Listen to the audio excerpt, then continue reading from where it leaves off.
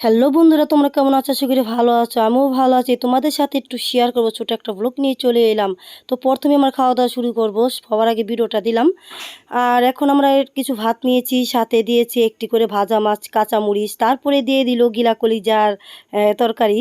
তো গিলা কলিজার তরকারি বলতে মাথা দিয়ে কি সুন্দর করে রান্না করছে। আর এখানে হচ্ছে আলু দিয়ে একটু রসা রান্না করছে, আর সাথে দিয়েছে একটু ডাল। তো খাওয়া দাওয়া শেষ করে তো আমি এখন কনের সাথে দেখা করবো, এই জন্য এই ঝুমকোটা দিব। এখন ঝুমকোটা কেমন হয়েছে তোমরা অবশ্যই কমেন্ট করে বলবে। তো যাই হোক, আর আমরা সবাই মিলে আবার ঘুরতে বের হলাম, আর এখন যাবো ওই পাশে। তো ওই পাশটা তোমাদের সাথে শেয়ার করবো, তখন শেয়ার করতে পারিনি, তখন অধিবাসের সময় হয়ে গেছে। তো যাই হোক, আমরা পুরো দল নিয়েই চলে যাচ্ছি হাঁটতে। তো এদিকে গাড়ি ঘোড়া খুবই কম পাওয়া যায় না, তো আমি একটা ভ্যান গাড়ির জন্য দাঁড়িয়েছিলাম আধা ঘন্টা, তো পেলাম না। তো যাই হোক, সমস্যা নেই, আমরা হাঁটতে হাঁটতে ঘুরবো। আর 2 মাইল আমরা হেঁটে চলে এলাম, আর 3 মাইল পর্যন্ত হেঁটে আমার বাসায় চলে যাবো। আর এদিকে কোনো বাড়িঘর নেই, শুধু এই বড় বড় গাছপালা, বড় বড় গাছ আছে। তো দেখতে খুবই মানে সুন্দর। তোমরা অবশ্যই বরিশাল আসবে।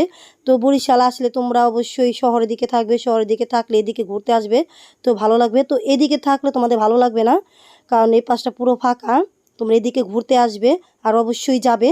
তো যাই হোক, আমার কাছে ভালোই লাগলো। তো এখন আমরা বাসায় চলে যাব। তো ঘুরে টুরে আমরা এখন এই একটি এই পুল পুল বলে না কি বলে, এটা সাঁকুই বলে, সাঁকুই পার হচ্ছি।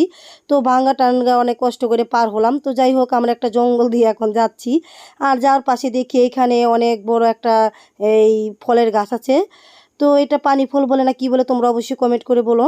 তো যাই হোক, আমরা কিছু পানি ফল ছিঁড়ে নিয়ে যাবো, বাসায় গিয়ে বসে বসে খাবো। আর উর্মিলা টেনে টেনে ছিঁড়ছে। তো যাই হোক, আমরা এখন বাসায় চলে যাচ্ছি। পরের ভিডিওটা তোমরা অবশ্যই দেখার জন্য এই আমার একটি লাইক দিয়ে